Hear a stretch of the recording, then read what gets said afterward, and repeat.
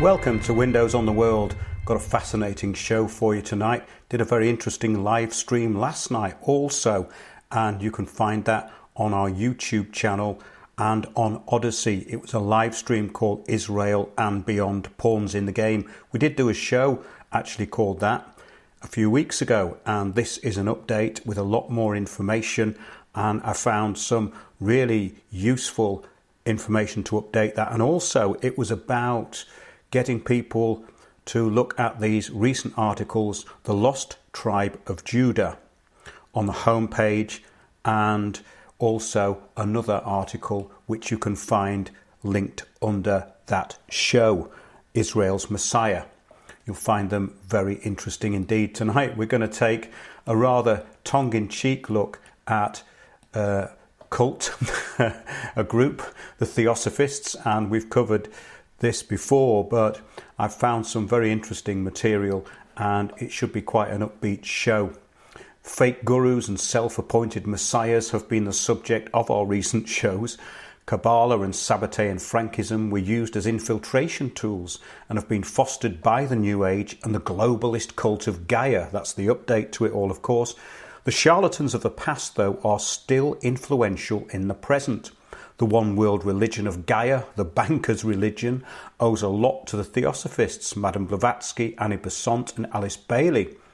Bailey's Lucis, formerly Lucifer Trust, has seats at the UN, and, of course, UN Secretary General Robert Mueller in the 1970s had his input into the New Age with Common Core education and his conversations with Gaia, and indeed he was very much into the furtherance of the cult of Gaia. You can find his documentation on the free books page at windowsontheworld.net, even his conversation with Mother Gaia, who said there was too many people on the planet. Well, who'd have thought? So he was also involved with the influence of Maurice Strong, the UN Under-Secretary General globalist who brought about the Rio Conference and, of course, the Sustainable Development Goals, following on from Our Common Future, the document which shaped the world we see today, this new system of governance. So cults are very useful for driving change. The Theosophical Society has been useful for the New Age and now focuses on its science and spirituality aspect. The fake mystery of its founders, though, has a funny side. Charlatans and sideshow circus acts like Madame Helena Petrova Blavatski are still taken seriously by some cult members. The Theosophical Society was founded in 1875 by Helena Petrovna Blavatsky, who lived from 1831 to 1891. Henry Steele Olcott of 1832 to 1907 and a few others formed the Theosophical Society and had developed it into an esoteric religious movement largely based on Blavatsky's writings.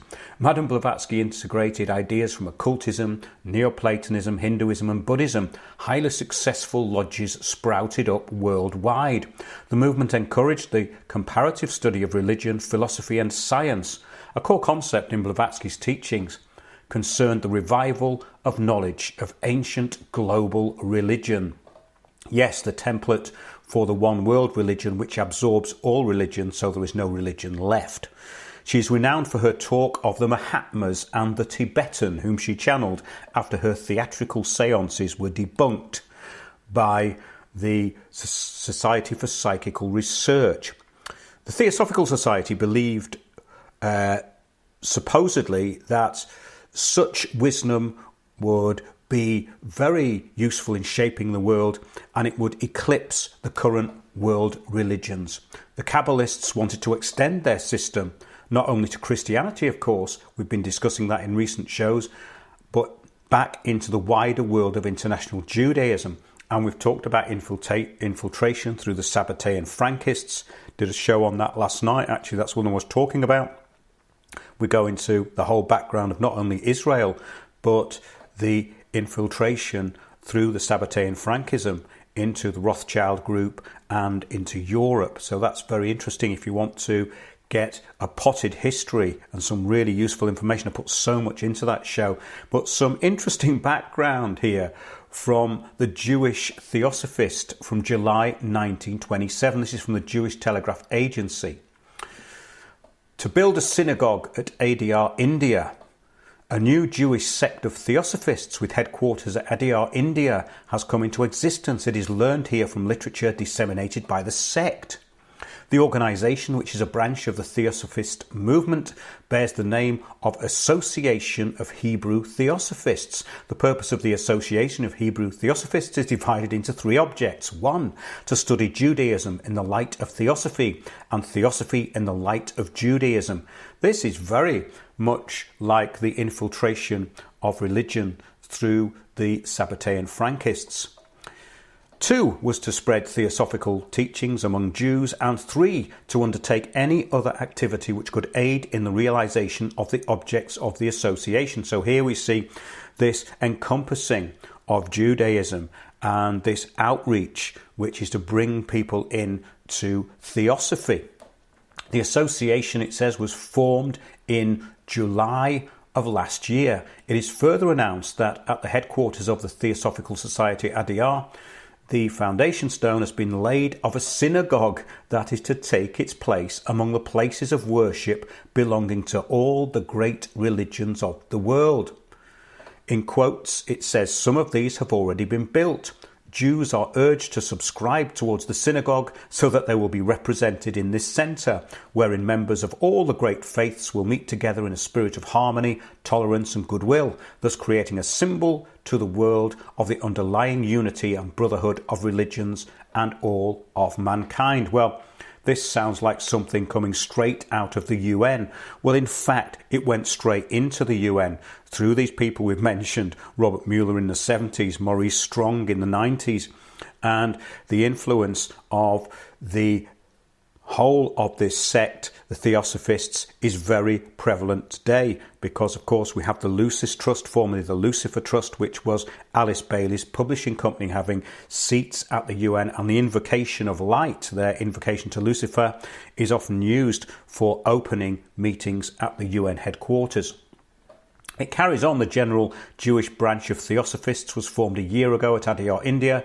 The headquarters of the movement are there. Among the Jews who joined were G. Polak of Brussels, President G. H. Peretz of Egypt as treasurer, and S. Cohen of Adyar, who's the secretary. An American section was afterwards formed, of which Henry C. Samuels of Seattle, Washington, became president. He was actually the editor of the Jewish Theosophist, quite an interesting magazine. I've been looking through an old copy of that this week.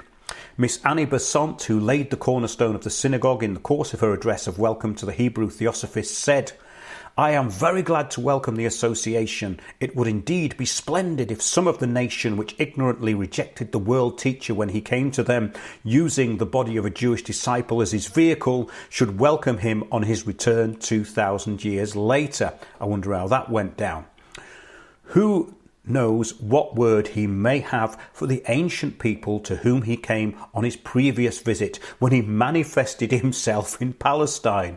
Will he lift them up again among the nations of the world? St. Paul looked forward to such a revival of his people and likened it to life from the dead.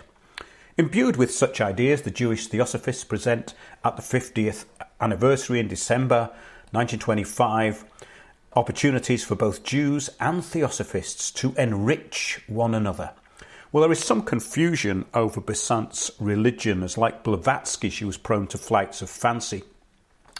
Well, soon after, national branches of Jewish Theosophists were set up in the United States, England and India. In September 1926, the American group initiated the bulletin, The Jewish Theosophist. News about this new branch on the tree of the Theosophical Society also found its way to the Netherlands. The organisation and its periodical Theosophia, as in Sophia, since 1948, is now spelled Theosophia with an F, as in Sophia, Earth, and of course Sophia, the city.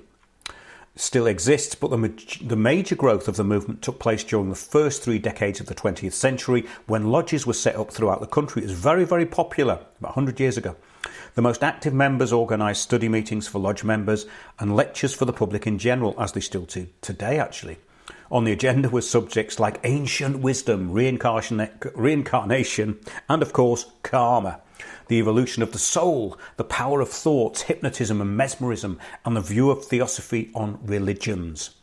A milestone for the movement was the settlement in 1924 of the European headquarters of the Order of the Star of the East, the OSC, at the estate of Philip Baron von Pallandt, 1889 to 1979 in Omen, in the Netherlands. The leadership of the TS had installed the OSC 13 years before in 1911 in Benares to prepare the world for the coming of a new religious world leader, the Maitreya. Annie Besant and other leading figures of the TS believed that Jiddu Krishnamurti, 1895 to 1986, would become this new Messiah. He had been adopted by members of the Theosophical Society as a child. He was raised to fill the advanced role of world teacher. But in adulthood, he rejected this mantle and distanced himself from the movement. Even after Krishnamurti resigned as the anticipated religious world leader and disbanded the OSC during the 1929 Star Camp, the gatherings continued until 1938.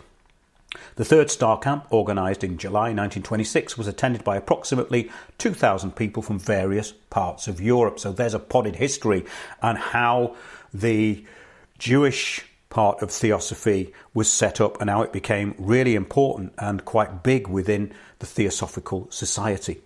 The Theosophical Society exists today with plenty of science and spirituality and discussion, and we're going to look at the questionable characters who initiated this society.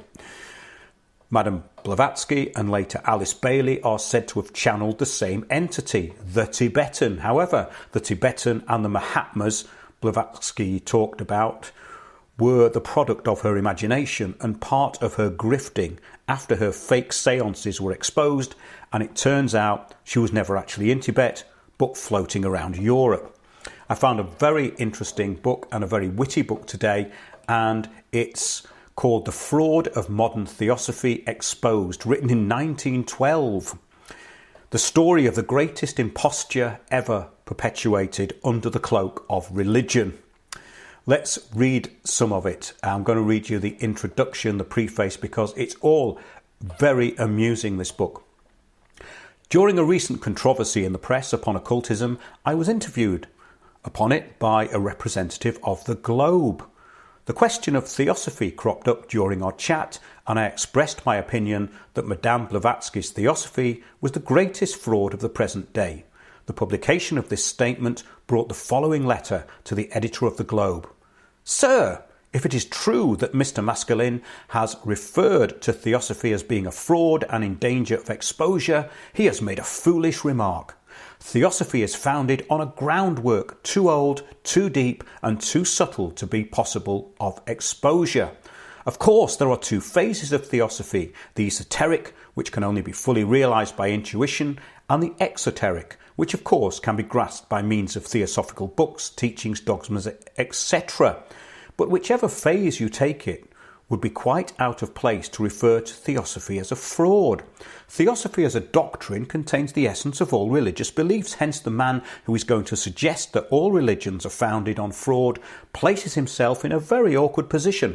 Perhaps Mr. Maskelyne will substantiate his statements from the public platform by material means. Yours, etc., signed Walter Firminger, 41 Tubbs Road, Harlesden, September the 25th. I replied as follows to the editor of the Globe. Sir, in reply to Mr. Firminger's letter appearing in your issue of the 27th, allow me to state that during my interview with your representative, I expressed my opinion that Madame Blavatsky's Theosophy was the greatest fraud of the present day. That opinion I am prepared to substantiate, having in my possession an overwhelming number of indisputable facts proving that the society was founded solely upon falsehood and fraud. Apart from the statements of Madame Blavatsky and Miss Besant, no atom of reliable evidence has ever been adduced to prove the existence of Moraya and Kut Humi, the mythical Mahatmas of Tibet, who it is said founded the Theosophical Society through the mediumship of Madame Blavatsky and her accomplice or dupe, Colonel Olcott. Let me ask Mr. Firminger whether he can give a single reason why the unproved testimony of Madame Blavatsky and Mrs. Besant should be accepted as truth. I will undertake to supply him with abundant facts, conclusively proving that their statements ought not to be relied upon. Yours, signed, J.N. Maskelyne, St. George's Hall, Langham Place, September the 28th. This letter raised a storm about my ears. I was challenged to substantiate my statement, and I promised to do so. The publication of this pamphlet is the fulfilment of that promise. And he goes on quite hilariously to take apart the claims of Madame Blavatsky in a very humorous and concise way. So I'm now going to get to page 37 of the book, which I'm going to share with you. And it's absolutely brilliant, I think. Very, very funny and very revealing. And this was written again, of course, in 1912. So it's got some real historical perspective to it. And it's got a lot more in it than I was in possession of. Is in possession of quite a lot of information, which is not only hilariously funny, but it's something which I think you will enjoy. So we're going to have a look at, I think it's page 37, yes. Okay, so the Miracle Club, this is chapter 3. Finding that spiritualism has brought her so much misfortune, Madame Blavatsky concocted a new scheme, and with Colonel Olcott started a Miracle Club under the auspices of the Brothers of Luxor, who were represented to be, in fact, a brotherhood of 7 Indian adepts, said to possess miraculous power. This was nothing more than a spiritualist society under a new name. Madame invented the precipitation letter dodge herself. Letters mysteriously came from these brothers controlling the affairs of the club. These she generally favoured Colonel Olcott with and drew sums of money from the credulous old gentleman. So she was sending letters to the association and getting the money out of this Colonel Olcott, who'd actually inherited this money. It's very, very funny. But with all her craft and the tricks she had learned from home, the medium was obliged to engage spirit mediums to bolster up the society. Still, it made no headway. The reason being that spiritualism had become a dead letter owing to recent exposures. Now, Blavatsky was actually exposed and she was found out, basically. But I need to kind of give this some context here. It must be borne in mind that there is no record of Madame Blavatsky having mentioned a word to anybody about her journey to Tibet until she started the Theosophical Society in 1875. In 1871, we found Madame Blavatsky in Cairo conducting a spiritualistic society, but it did not last a fortnight. At one of her seances, a stuffed glove that she had used for a spirit hand was found with other contrivances in the back of a cabinet. The enraged audience nearly killed her. She explained this fiasco to a Mr. Sinnott. "A madman," she says, "tried to shoot me. He was possessed by a vile spook." After the failure of these schemes, Madame was in very low water. She could not pay her debts and was obliged to borrow some money, which brings us up to this present time he's talking about here. So accordingly, a meeting was called to consider the situation. It was held at Madame's apartment on September the 7th, 1875. It was decided to throw over spiritualism altogether and found a Theosophical Society. Several titles were suggested. Madame proposed La Société des Malcontents du Spiritisme. Another member wished it to be called the Egyptological Society, but finally it was decided to name it the Theosophical Society. Its tenets, however, were very different from those of the present society. The theory of reincarnation, which is the chief plank of the present society, was left out altogether. In fact, Madame did not appear to believe in it, for in her book Isis Unveiled, she says, "Reincarnation is as rare as the teratological phenomenon of a two-headed infant." It is evident, therefore, that the Theosophical Society was not invented. It simply grew and adapted itself to circumstances. It was found necessary in India to make reincarnation the chief plank in order to catch the Parsis and the Brahmins. The last plank added proved to be a very wide net, wide enough, in fact, to catch people of every denomination and creed. There is no talk now about putting down spiritualism. In fact, the two cults are at present coquetting affectionately. I predict a wedding in the near future. The fact is, since the Mahatmas have given up precipitating letters and mending China, Theosophy has had to look to spiritualism for its miracles. Mr. Sinnott does not now get his information direct. In Madame Blavatski's time, he used to get precipitated letters, unknown to her, and she was always most anxious to know their contents. Innocent, inquisitive lady, as though she didn't know all about them already. Now the society is a universal brotherhood. Jew, Gentile, Mormon, Shaker, or anybody else can be a Theosophist. All that is necessary is to subscribe to the society, and there he be, as the farmer said. Mrs. Besant describes the situation thus. Not every member of our society believes in the existence of the Mahatmas. There are many and many who are within the limits of the society who have no knowledge and no belief upon the subject, and it is the rule of our society that no declaration of faith shall be asked from anyone who enters, save in the brotherhood of man, without distinctions that on the surface are set up. So that within the limits of the society you may have alike believer and non-believer in the present existence or past existence of these great teachers. Strange language this from one who declared that if there are no Mahatmas, the Theosophical Society is an absurdity. But let us return to the formation of the society. The precipitation of letters became very frequent, but they came from a new quarter, from Tibet, from Mahatmas who were much more powerful than the Brothers of Luxor. Then, for the first time, the story of Madame's wonderful visit to Tibet was unfolded. Thus, those miraculous beings, the Mahatmas, Moria and Kuthumi, came into existence, and what sublime beings they are. Listen to Mrs. Besant, who generally alludes to them as the Masters. They aid in countless ways the progress of humanity, she says. From the highest sphere, they shed down light and life on all the world, that may be taken up and assimilated as freely as the sunshine by all who are receptive enough to take it in. As the physical world lives by the life of God, focused by the sun, so does the spiritual world live by that same life, focused by the occult hierarchy. Next comes the great intellectual work, wherein the masters send out thought forms of high intellectual power, to be caught up by men of genius, assimilated by them and given out to the world. On this level also, they send out their wishes to their disciples, notifying them of the tasks to which they should set their hands. Now, just to give this some context, when we look at Alice Bailey, she was allegedly channeling the same entities as Madame Blavatsky.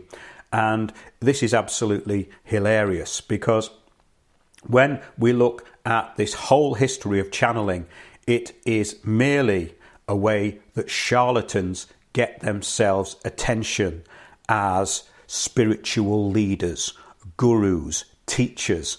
And of course, we talk about the pupil being ready for the teacher, and the teacher will appear. Well, the teacher appears basically to the gullible fool who is searching for something and will let anything jump in. And this whole history of channeling the stupidity of the New Age has now become an absolute cartoon. But back then, of course, it was quite new to Western thinking.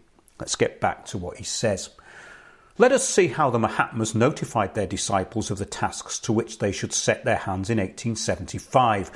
The society did not flourish at first, but the horizon brightened when an eccentric Italian gentleman became a member. He called himself Baron de Palm, and he professed to be very wealthy. He said he was a Knight Grand Cross Commander of the Sovereign Order of the Holy Sepulchre, Prince of the Roman Empire, and Chamberlain to Her Majesty's King of Bavaria. His Majesty's King of Bavaria. He was soon taken ill and died. And by will, he left the whole of his property to Colonel Olcott in trust for the society. Here was a windfall.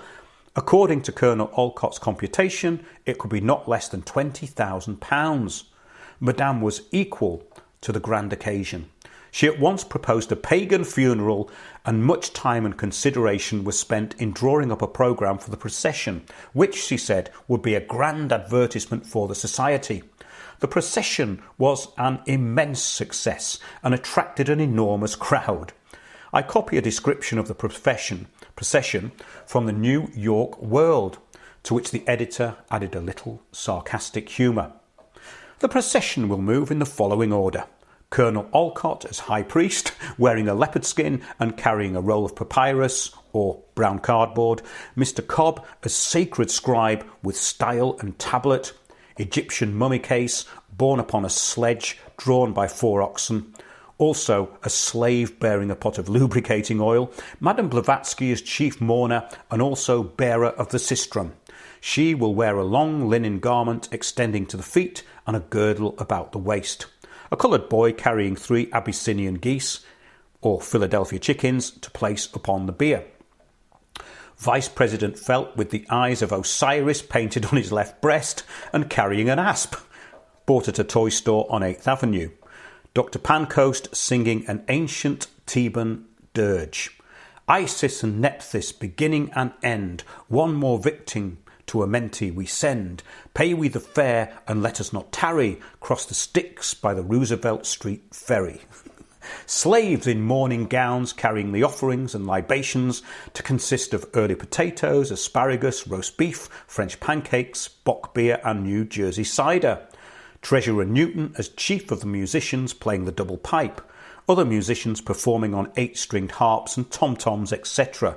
Boys carrying a large lotus or sunflower. Librarian Facet, who will alternate with music by repeating the lines beginning, "Here Horus comes, I see the boat. Friends, stay your flowing tears. The soul of man goes through a goat in just 3,000 years." At the temple, the ceremony will be short and simple. The oxen will be left standing on the sidewalk with a boy nearby to prevent them goring the passers-by. Besides the theurgic hymn painted above in full, the Coptic national anthem will be sung, translated and adapted to the occasion as follows. Sitting cynocephalus up in a tree, I see you and you see me. River full of crocodile, see his long snout. Hoist up the shadoof and pull him right out. Colonel Olcott made a fine speech at the grave, and everything passed off well. But when some members of the society went to take an inventory of the Baron's belongings, they found that he had but 1 box in the world, and that contained only 2 of Colonel Olcott's shirts, with the stitched name marks picked out. Now I consider this most scurvy conduct on the part of the Mahatmas. Here was their cherished Kayla, who had given 7 years of her life to them, who had gone through the most severe ordeals of earth, fire, air and water for them, who had undertaken a mighty mission for them 25 years before, and yet they would not trouble to send so much as a thought form to save her from appearing such a consummate ass. Do you think Mrs. Besant is justified in lavishing upon these rascals such fulsome adulation? The ridicule this fiasco brought down upon poor Colonel Olcott lost him his practice, which he said was worth £2,000 a year. All his clients left him. There is no doubt that up to this time he was the dupe of Madame Blavatsky, but afterwards he appears to have thrown his lot in with her and tried to make the best of a bad job. Some members of the society who were present when the Baron's box was opened state that besides the 2 shirts in it, there was an old manuscript which Madame Blavatsky took possession of, and from which she fabricated her book, Isis Unveiled. This fiasco ruined the prospects of the society. Madame tried many artful dodges to keep it alive. On one occasion, during a small meeting of the society, a mysterious lady entered the room. She was thickly veiled and strangely dressed. She handed a letter to Madame Blavatsky, bowed and left. She left the room without speaking a word. She was said to be a messenger from the Mahatmas. Some months afterwards, a member of the society, Dr. Westbrook, discovered that this mysterious visitor was an Irish servant. Madame had promised her $5 to impersonate the messenger, but as she could not get paid, she exposed the fraud. So this is really, really funny, this book, and it's got all of the hallmarks that we expect to see in the new age. I mean, just take a look at photographs of the winter solstice or the summer solstice at Stonehenge, and you'll see the same fancy dress absurdity dressed up as religious spirituality. So I'm going to take a short break now, and I'll be back in a couple of minutes.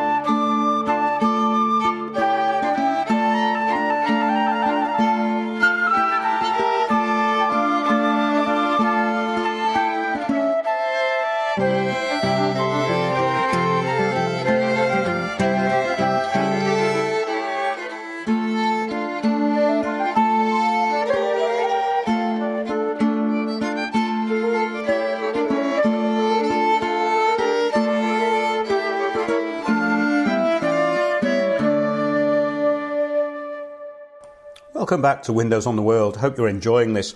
Bit of a change tonight because I've been reading a lot lately and finding these amazing documents online, and this just came up today. And I didn't have time to read the full book, but it tied in completely with what I was going to be talking about. I was going to do a show on Theosophy, and I started looking into how it had been kind of absorbed into this new form of Judaism. And this really went along very well with my research into the Sabbatean Frankists, so it all started to join up. And then I had looked at the past at the fraud of Madame Blavatski and her fraudulent seances and how she was caught out and how it was very theatrical. She sounds like a very entertaining character, and I think that that's the thing about these people, that they were like sideshows really, and very charismatic, a lot of fun, but people start to take them seriously. This is exactly what happened with Sabbatai Zevi, of course, because when Nathan of Gaza claimed that he was a prophet, then people started to follow him. He didn't have a following before that, and he was an absurd character in a lot of ways. In fact, he was actually banned from Smyrna for parading through the streets with a pram with a fish in it, saying this was the age of Pisces and the fish was the new Messiah. So these people had a really funny side to them. But what's not funny is the way that their belief systems are absorbed and used by other people and also believed. So we're now going to talk about Annie Besant, and this is chapter 5, Mrs. Besant's conversion. Now that the mantle of Madame Blavatsky has fallen upon Mrs. Besant, we are justified in inquiring into her history to ascertain whether her preaching should be accepted or rejected. But I should mention that Mrs. Besant's mantle does not resemble Madame Blavatsky's in the least. Instead of a greasy old blouse, the front covered with cigarette ash, Mrs. Besant wears, when upon the platform, an elegant costume. It consists of a robe of soft white silk richly draped with very heavy gold fringe. The front is embroidered with Theosophic designs in gold, with a pair of property wings added. It would make an ideal dress for a stage archangel. Mrs. Besant, with her beautiful white hair and lovely robe, makes a very imposing picture at a distance. But joking apart, I will endeavour to be quite fair to the good lady. I fear I am inclined to be a little sarcastic, as I do not believe a bit in her preaching. The life of Mrs. Besant has been an interesting study for me. From the time she resided in my native town, Cheltenham, before the birth of her child, she was apparently a most devout Christian. Her husband was a clergyman, a brother of Sir Walter Besant. He was an estimable gentleman, much respected. He held an important appointment as master of the Cheltenham College. The first surprise Mrs. Besant gave us was her sudden abandonment of motherhood. She left her home, husband and infant and joined the Free Thought Society in London. She then became a rabid atheist and poured scorn and ridicule upon Christ and Christianity with all the vehemence and eloquence at her command. She also joined the socialist movement and became a perfect firebrand in that direction. Undoubtedly, the most regrettable incident of her life was the part she took in the publication of The Fruits of Philosophy, one of the most obscene pamphlets ever printed. Doubtless Mrs. Besant thought she was conferring a great boon on poor women with large families, but the least consideration given would have convinced her of the pernicious effect the book would have, being placed within the reach of every boy and girl at sixpence a copy. Before she joined Madame Blavatsky, it became evident that Mrs. Besant was becoming dissatisfied with her life, the life into which she had drifted. Her lectures upon atheism and socialism became fewer and less vehement. I saw a change coming over her, but I was not prepared for an extraordinary gymnastic display. She suddenly turned a complete somersault and with one bound jumped from atheism to the balderdash, claptrap and hanky-panky of Blavatskyism. And what was the cause of this mysterious acrobatic feat? Simply the reading of a book, The Secret Doctrine by Madame Blavatsky. Mrs. Besant merely read it. She did not stop to inquire whether the work was original or a hash of Eastern dogmas, which it has since proved to be. Sanskrit scholars have proved that it is full of plagiarisms. In some places they have found whole pages copied boldly, with little alteration in the text. In other words, she was a cut and paste merchant. And there's plenty of those around today, aren't there? So this is interesting, because at the time all of this was relatively new to the West, but today, of course, it's been inundated, and it's all the fault of people like Blavatsky, Bailey and Besant, because they were there at the beginning of this theosophical society and what it became. And of course its influence on global governance, which is in a way unforgivable, because Blavatsky and Bailey really promoted Freemasonry. They promoted a one world government. That was what it was all about. That's why there's a serious side to this. So these people have inadvertently put their foot in it.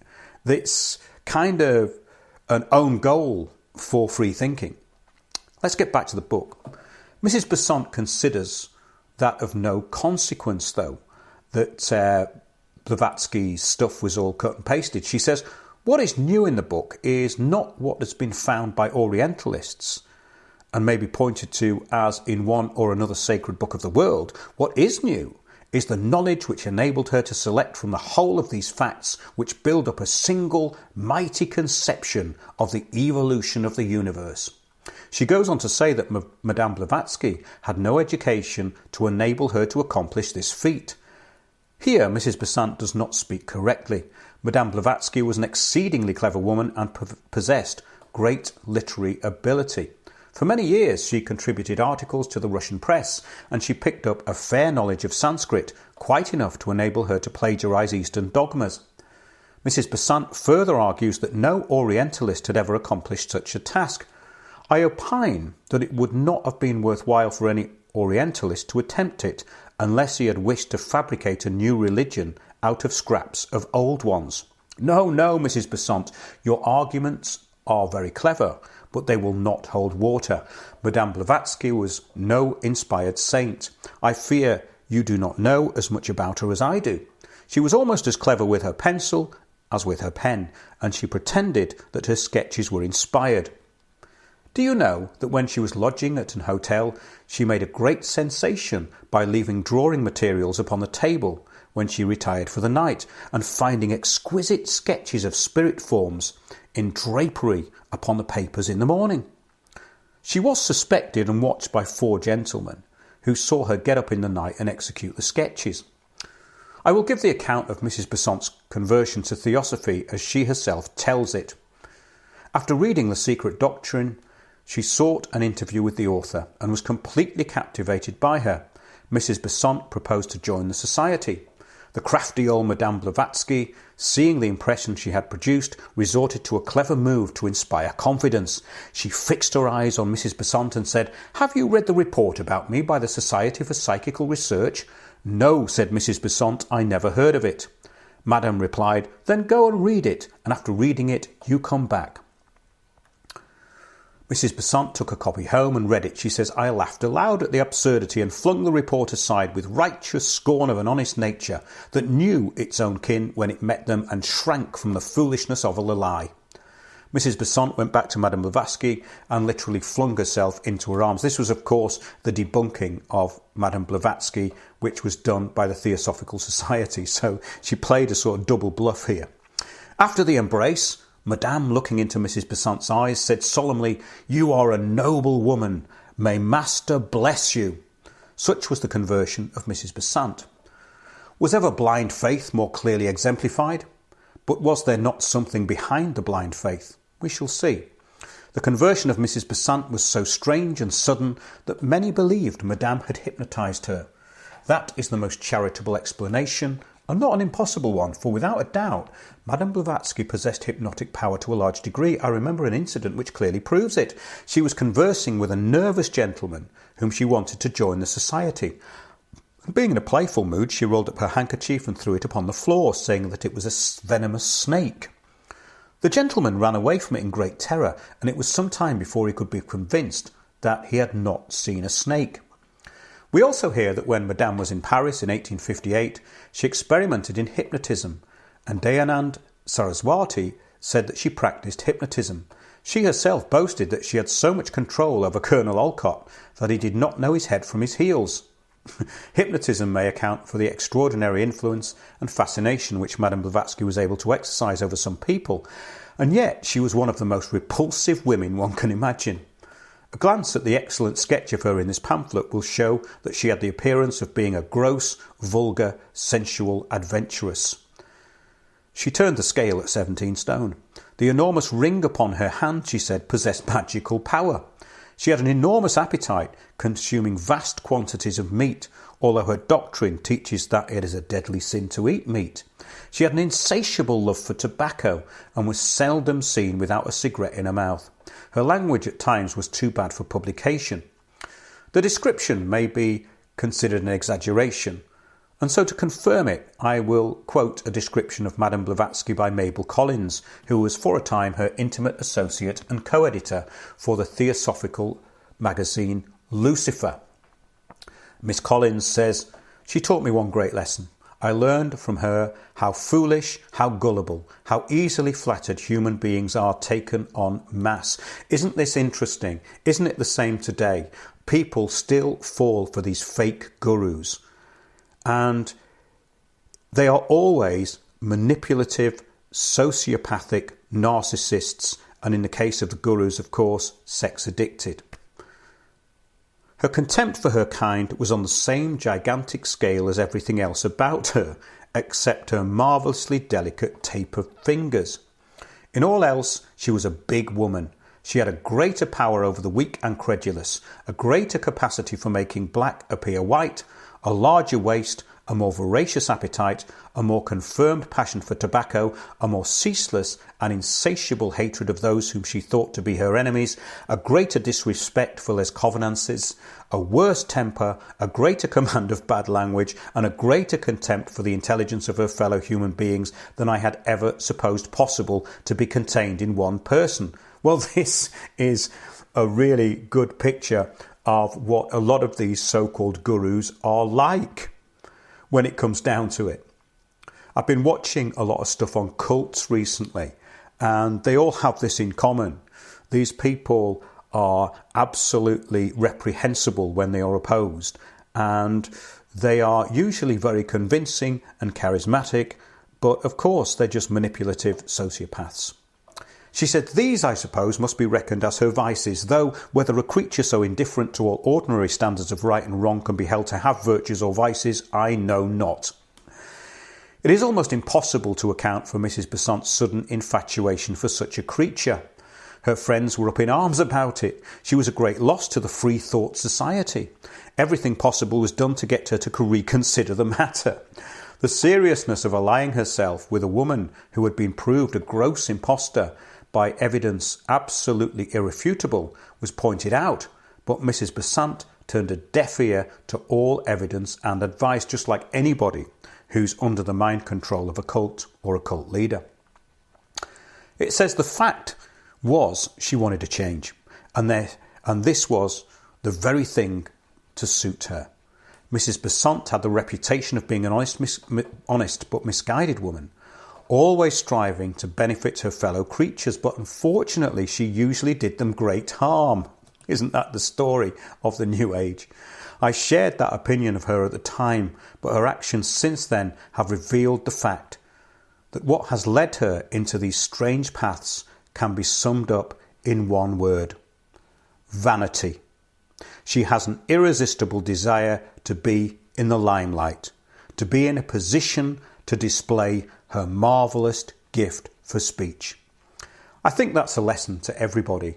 In conclusion, I've thoroughly enjoyed reading out those chapters, and I don't usually read out of books, but it was well written, very tightly written and pretty amusing, and I think a great portrayal of the initiators of the cult of the New Age. Well, that's it for this show. Do check out the archive on the homepage at windowsontheworld.net, especially those 2 new articles, The Lost Tribe of Judah and the other article which I mentioned, Israel's Messiah. And you will find the most amazing information in there, information which is actually very hard to find, and that's what these shows are all about. We've covered how everything kind of works, the interlinked nature of global governance, the system we're in, etc. And we also go into history, and I want to keep doing it. So do support the show. Thanks to everyone who does support the show. This is a matter of trust between myself and you, the listener. If you can support the show, please do. We do not get support from anywhere, and we are also cut out of all media, which is not a bad thing because it means that the shows are very individual. So if you'd like to help us out, you can do that. Go to info or send me an email, info@windowsontheworld.net, or you go to the homepage. There's a PayPal there and also Patreon. But if you would like to help us out with £5 a month, which keeps things going, and some people have done that, I'm very grateful, but we do need a little bit of help to keep going. So if you can do that, please do. info@windowsontheworld.net will send you the details. And I've got a lot of stuff I want to put out. I am working on lots of stuff for the new year. So have a great holiday, have a great Christmas, and we'll see you probably over the next several days on windowsontheworld.net. I'll be doing some live streams. Keep your eyes open for them. And thanks to everyone who supports the show.